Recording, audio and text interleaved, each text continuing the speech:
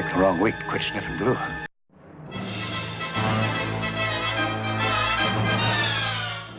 Well, hello and welcome to another week's Falderall and Frivolity here.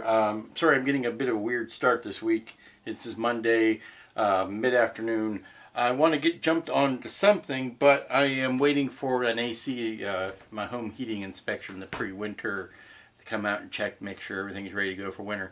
So I don't want to get in the middle of something here that have to jump up and answer the door and let the guy in and do all that stuff. So I'm kind of waiting for him to come and go before I settle in. So I am trying to do a little bit of cleanup and take care of some tiny things that don't require a whole lot of attention or commitment to space or attention, oddly enough.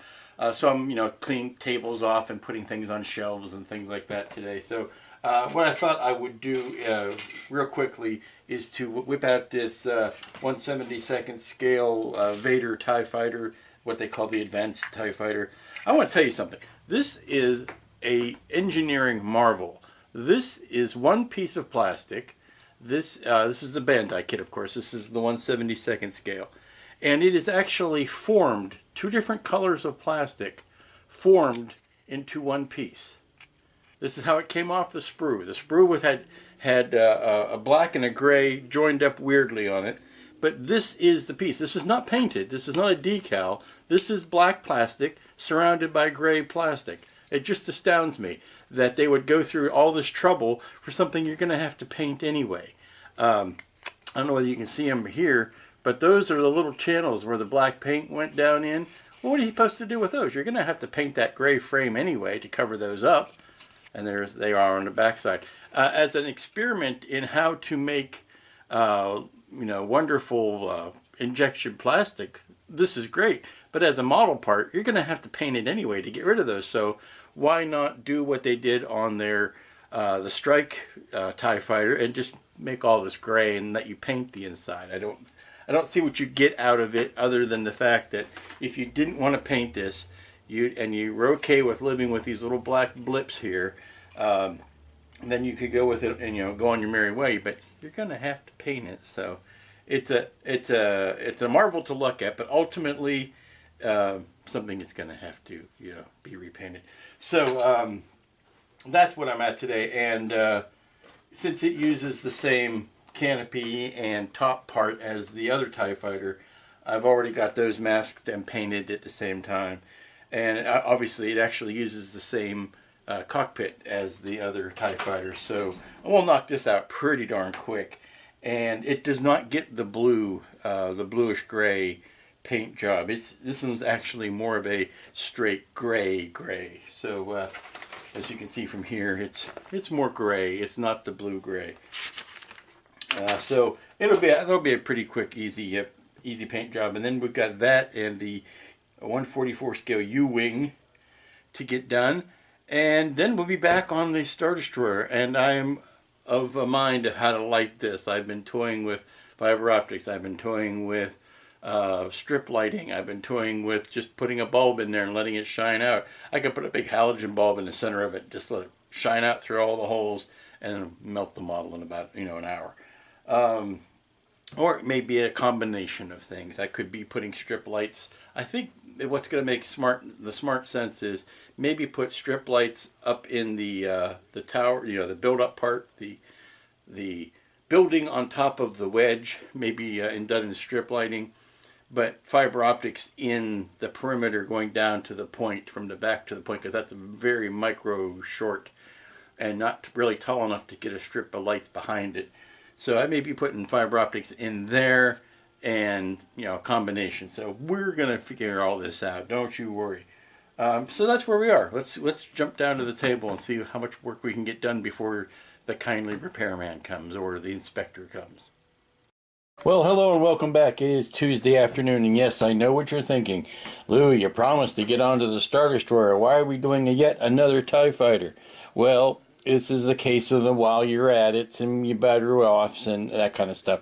I've got one more TIE fighter in the stash, and that was the 72nd scale Vader TIE fighter. And just as easy while everything was out, to go ahead and knock this one out as well. I have got a coat of the brown on it, got the panels all masked off, or brown, coat of the gray on it. I don't know why I said brown. I'm going to put this together, and then it's ready for a satin coat, and then the weathering, and then it'll be done. And then I swear, see, look, it's right here. I swear I'll be getting back to the Star Destroyer because it's demo day. It's demolition day. One of my favorites.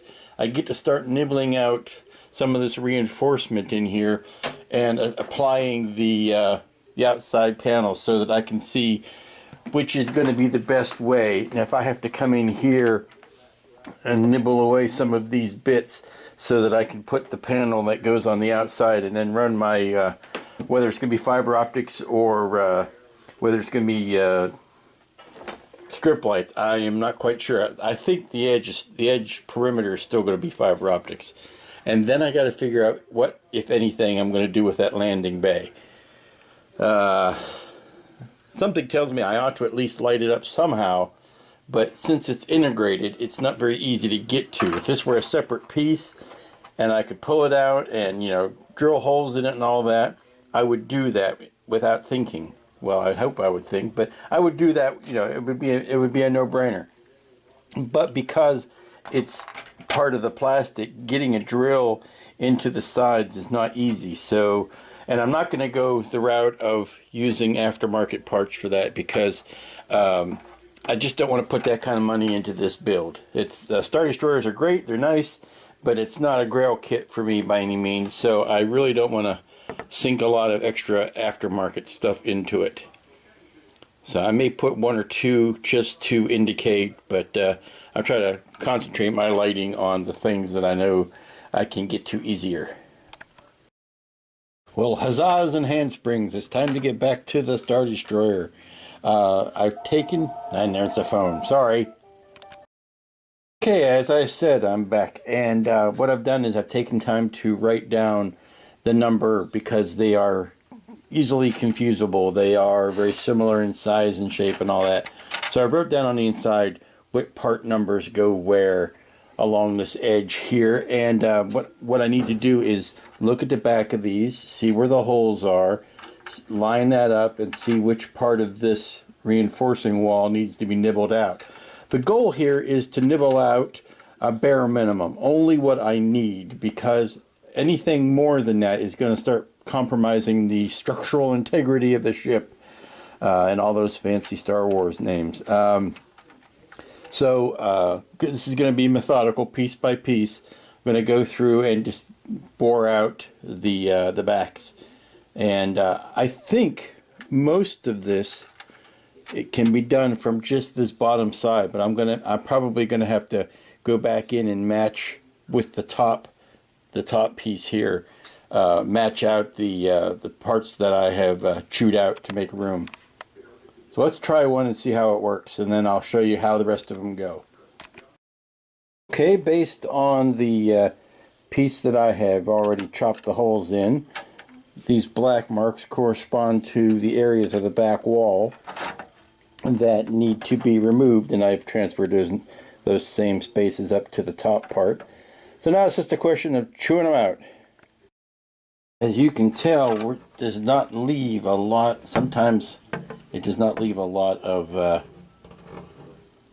inside structure left. So that's why I am doing them one by one and replacing the piece as I go, so I don't I don't forget which piece goes where, but B, also re-strengthens it after I've chewed the sidewalls away. Well, it took a few hours of uninterrupted modeling bliss, but I've got all of the perimeter skinny pieces in, and I've got the walls chewed out on top and bottom where those pieces go, so that should be a nice easy close. One would hope. I'm debating whether I want to put this guy in. Probably do. It's going to make sense to do it eventually, so I might as well go ahead and do it. Toying with the idea of doing some painting on it first before I put it in, but we'll just have to see. Okay, it took a bit of doing, but I've got all of these sidewalls in and the roofs are in.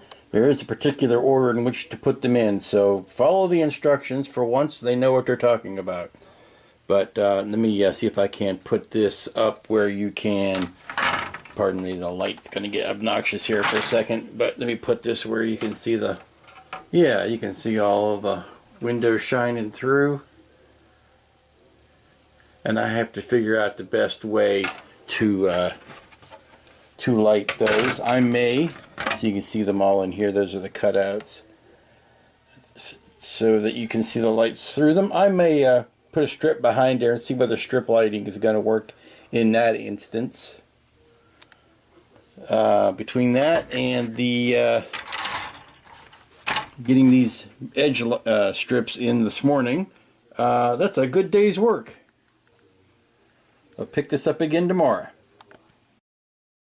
Good morning, it's Wednesday, and yeah, I had to check for a minute with my mind as to what day it was, and just a quick wrap up of the Vader TIE fighter, nice and finished with the clean clear canopy and the clean windows up top. But that's a nice quick little build. I like these Bandai kits, they're good little one-day builds, and of course everything has been repainted.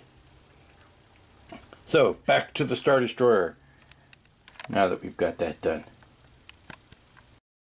Alrighty then, it's time to get back at chewing away and more boring work on the Star Destroyer. Yesterday, as you'll recall, we got all of that superstructure in and the walls, and now I am mapping out, continuing around the back here, and I'm trying to get this much done and built.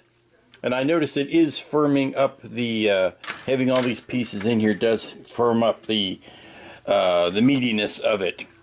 I do have to be careful because once I cut away these runners, it does get mighty flimsy. So my weapon of choice is a Dremel with a side cutting bit on it, and I am going to create even more clouds of dust than a Hardy Hi-Ho Silver, because it is very dirty work to chew up out of these little holes. Aha, another milestone. I have all of these pieces and buildings wrapped, and it's a good spot to let them dry and then come back and finish up the front end here. But it's going along, you know, like it's gonna do. It's let me show you the inside so you can see the amount that's been chewed out to let the light come through, and maybe we can see. Let me see if I can shine a flashlight through here so that you can see what we're looking at. Yeah, there you go. Yeah, there's some light blocking that needs to be done, but you can see the, hopefully you can see the portholes here. Not bad. I didn't want to overdo it, but enough to give you the idea there's windows in there. There's the back end.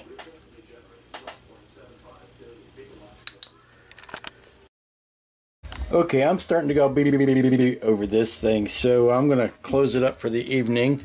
But I've got this front structure on, and I've got the roof on it. Got all of these walls in. I've got these drilled out. I've got all of these walls in, and all of those walls in, and all of these walls in. So yeah, welcome to this old house. And today on this old house, this old Star Destroyer. And we're going to be adding a rec room to this old Star Destroyer. And I'm a wreck for putting this room on, I'll tell you that. But yeah, getting this all nice and secure and leveled out and looking good. So that's it for this evening. Pick it up again tomorrow. Welcome back. It is Thursday morning, and this ship has become so large that I have to pan across it to get the whole thing in the same shot. I've got this section done. This is where we left it last night. And today what I'm going to do is build everything from here up and get it ready for lighting. So I can put, the nice thing is I can put this big huge thing away, move it off to the side, and work on just the superstructure in the tower there, and get it all ready to pop on the top like a cherry. Now I'm going to continue to light and wire this thing in these 3 separate sections so that it'll be easier to deal with. And what I'd like to do today is get a base coat of primer gray on top and bottom. I need to make sure I am done drilling in the little side windows. I still have a few of those to do, but I want to put this aside and work on the tower section. Okay, we've got a rare moment of peace and quiet here today. The reason being, another order came in. I announced the discovery templates today, and immediately I'm up to my neck in making good on them. So taking time away from that now to get back onto the Star Destroyer. The bulk of it, the big chunks, I have sprayed with a gray automotive primer. They are baking in the other room to dry that primer. And what that's also going to do is give me a lot more, think of it as pre-shading, because what I'm going to do on top of that is a light coat of white sandable primer, and then I'll start going in with white Tamiya's on top of that to kind of bring out some stuff. But you will never see the big plastering heavy coat of white on that. So having those artificial shadows created by a darker color is really going to be the bee's knees, I think. And I'm going to do the same on this part once I get it finished. Now, I want to put all this together, including this head, but I do have to leave the front and the back of this head separate, because I need to, come on, separate, there you go, because I need to string all of that down through that hole before I can close that up. So what I want to do is finish the construction here as much as can, spray it with the same gray primer, and then there's nothing left but to start stringing fiber optics. Woohoo! Won't that be fun? And here is that very self-same Star Destroyer with the gray. So you can see here's the white and the gray painted on it, so you can see the difference. But I've also gone around and drilled in more holes on the perimeter of, let's see, hold on, here you go, on these raised panels here. Took care of some more of those, and there were some on the bottom. So that's coming along, and we will get back to it shortly. Well, greetings and welcome back. It's Fabulous Friday, and it's the last day of the work week. And you can tell by the dwindling number of parts, this ship is almost completely built. I do have a couple of detail parts for the hangar bay and the guns, of course, which will all go on last. So those don't even need to be fussed with until we have got this thing buttoned up, lit, all that good stuff. Now you'll be able to tell there is a coat of gray on the entire Star Destroyer. This is the bare plastic for contrast, so you can see that yes, it has been painted gray. What I'd like to do today is wait for it to warm up a little bit outside because it's burr chilly, and then I'm going to do a light pass of white sandable primer over the whole thing. This gray was only meant as A, light block, but B, pre-shading for the details, for the shadows and all that kind of stuff.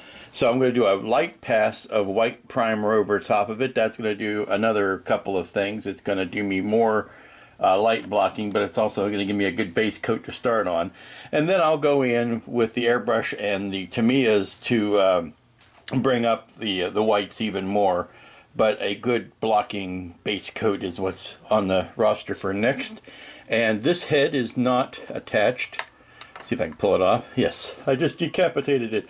That head is not attached. First thing I'm going to do is use this as a test bed for everything else. I'm going to spray this with the white, and then put a finish coat of white over it and start stringing in the fiber optics to see A, how practical that's going to be, how long it's going to take to do, how much of a pain it's going to be, how much I'm going to want to kill myself after I've done it, all those kind of good things that I don't know for sure at this point. I've got the hole drilled out the bottom to fish them down through to the rest of the body. And then this is the next stage that removes, is that bit. And then I've got the main two halves, which need to be glued together, obviously, but I want to, now this is one area where I do want to string fiber optics down through this tiny skinny spine. Even if I decide to use strip lights elsewhere, I know for at least these areas I'm going to want to do fiber optics. So that only leaves the question of how to mount this thing, how to display it. I got a very good suggestion to make a side mount to go out the side and into a wall to hang it. But that doesn't give me the zoom factor that I want. That also doesn't allow me to make it mobile enough to take it to a show. So I think we are going to be putting this on a base sort of like this. Wooden base at the bottom. I have to come up with some sort of armature to go here to take the weight off of it so that it doesn't want to sag. You've got a natural saddle right here that if you strung a big old tube through there, that would take the weight off and help balance it, and also, you know, maybe even chase some fiber optics and some lighting. So we're going to see what the best course of action is going to be for that, and then we are going to hopefully try to put that into action. Now the obvious thing would be to drive a hole through the bottom of that to run a pole down to a base. But I don't know about that, because that's going to spoil this iconic feature here. So maybe if I want to run a post down through this, I don't know. Of course, everybody who has one of these will want to do, you know, the zooming part, you know, the chasing the rebels, and, you know, this whole bit. And if you've got a base sticking out of the bottom of that, can you really do that? So all of these questions that we'll have scholars scratching their heads over for many years to come, I'm sure. Okay, we've got our first test case. This is a bundle of bundle of fiber optics coming out to just a LED on a wire here as a mock-up. Nothing's been trimmed down for length or any of that, or these were in fact are not been glued in. They were bloomed on the end and pushed through, but I have not secured them from the back. But that is definitely giving me the look that I want, and very little, if no, light leakage around it. So and it went in fairly easy. Yes, it's long and tedious to do, but it's not difficult. So we are going to carry this practice throughout the head and the perimeter, and if it continues, we will do the entire ship this way. But I think it's going to work out just fine. Of course, this could be famous last words, but they will have to be the last words for this week, because I am going to pack this up for the weekend. But I wanted you to at least see preliminary lighting before I did. And that, my friends, is going to bring to an end this week's work on the Star Destroyer. Got a lot of work done. Now, got a lot of work done that you didn't see on camera, because I had a massive order to get out, and that was the announcing the Discovery templates. Yes, they are out. The first ones are away and should be showing up on the online shops. Also, the 172nd Vader TIE Fighter and the Classic TIE Fighter, those templates are now available for purchase and are winging their way to online retailers. And so, getting the Vader fighter done this week, that was fun. Getting all of these holes drilled, that was less fun. But it's done. It's just tedious, you know. That's a lot like life. It's not all sunshine and puppies. Sometimes it's tedious work. So all of the boring holes are done. This is not glued in. I'm just showing you what it looks like, because there's that view that you want to see. You want to see this. You want to see that. Only much slower. Anyway, got all of the walls built. Yes, all the walls are built. Everything is built on this, with the exception of putting the tiny details in here and the guns on the top, but that'll come in last. And now we're starting the lighting, and that is stringing and feeding all of these tiny holes with tiny fiber optics. Let me see if I can pick this up. I don't know. Oh no, it went. Anyway, there's the string of fiber optics coming out of the bottom, and that's just for this half of this face. So I have at least that many more for this half to come out. And then all of the ones for the side windows going up and down the side. So there's going to be a goodly chunk of fiber optics coming out of this base, feeding into a bulb that is going to sit inside the big cavity here. So until next week, when we'll be doing that very thing, be good to each other. It's Thanksgiving week is coming up next week. That may interfere with the amount of work I get done this week, plus any pay attention, plus any work I get done, plus any recording of said work. So there may be a short report next week. Be good to each other, and we'll catch you here next time. Gobble gobble.